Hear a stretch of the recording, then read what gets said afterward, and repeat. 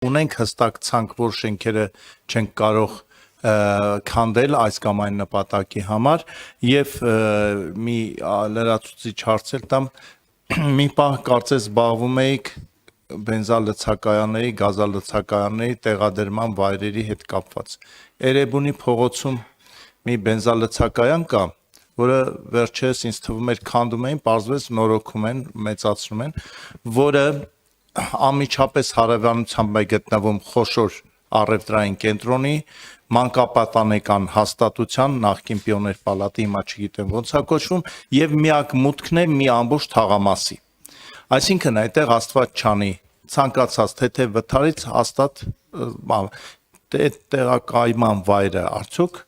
քաղաքապետարանին չի հուզում։ Շնորհակալ եմ, նախ պատմամշակութային հուշարձանների մասով ասեմ, հստակ ցանկ կա պատմամշակութային ժառանգություն հանդիսացող հուշարձանների, որոնք որ քանդման ենթակա չեն։ Ասեմ ավելին,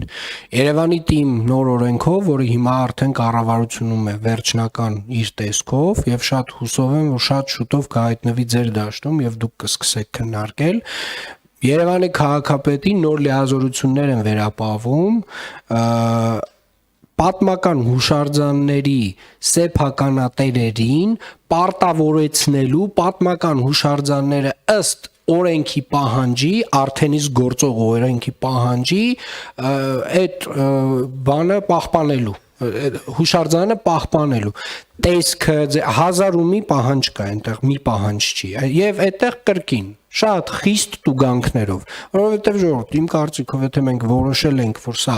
պատմական հուշարձան է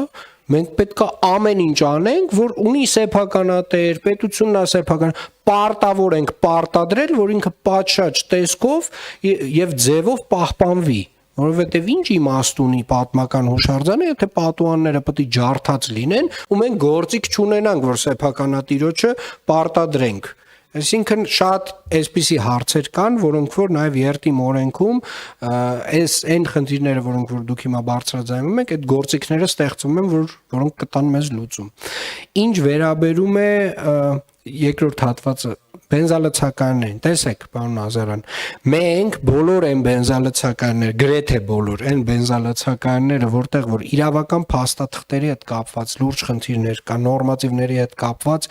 փաստագրված խնդիրներ կան, որոնք որ կոպիտ ասած չեն ուղակի վերածվի երկարատև դատական քաշքշուկի, քաղաքապետարանի կամ տեսչական մարմնի համար, հիմնականում դրանք բոլորը քանդել ենք։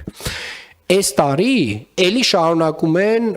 բենզալցակայանների մեծ մասը ունենալ խախտումներ, ոմանք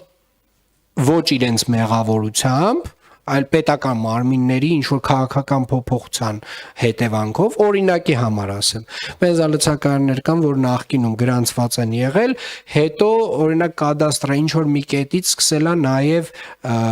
ծածկը գրանցել, պահանջել, եւ օրինակ այն ժամանակ, որ ծածկը չի պահանջվել, հիմա որպես ինքնակամ է այսպես ասած դիտվում, այսինքն իրանք իրավական առումով իրանք մեղավոր չեն, այսինքն մենք ինչ որ քաղաքականություն ենք փոխել եւ իրենք հայտնվել են այդ դաշտում։ Երևանի քաղաքապետարանը շատ երկար ժամանակ չէր տալի թույլտվությունները։ Շատ երկար ժամանակ այս տարի թույլտվությունները չէր տալիս եւ բենզալցակայանների ասոցիացիայի հետ ես անձամբ հանդիպում եմ ունեցել ու հետեւյալն ենք պայմանավորվել բոլոր այն բենզալցակայանները որոնք որ նորմատիվային խախտում չունեն բոլոր այն բենզալցակայանները որոնց այդ այսպես ասած խախտումները պետության կամ քաղաքի քաղաքականության փոփոխության հետևանքով են այդ բենզալցակայանները նորմալ թույլտվություն են ստանալու եւ ընդհանուր առմամբ այս տարի մի քիչ ավելի մեղմ ենք վերաբերելու բոլոր այն բենզալցակայանները որոնք որ այնուամենայնիվ հայտնվել են մի իրավիճակում որտեղ իրանք ունեն նորմատիվային խախտում բայց իրանք ունեն ինչ որ փաստաթղթեր այդտեղ պետք է դիտարկենք իրանց հողի այսպես ասած փոխանակման հարցեր, այսինքն իրանց տեղափոխելու եւ կլինեն հաստատ եւս 1, 2, 3, չգիտեմ 4 բենզալցակայաններ, որոնք պետք է քանդենք։ Որովհետեւ մենք նախորդ տարի եւ 2023 թվականին, եթե չեմ սխալվում, 20-ից ավելի բենզալցակայաններ քանդել ենք արդեն։ Այսինքն մենք հիմնականում այն նրանք, որոնք որ իրավական առումով խնդրահարույց են, դրանք գրեթե բոլորը քանդել ենք։ Չեմ բացառում որ մի քանիսը մնացած լինեն, բայց հիմնականում այդ աշխատանքն արվել արդեն։ Չմոռանաք հավանել տեսանյութը եւ բաժանորդագրվել Civic AM-ի YouTube-յան էջին։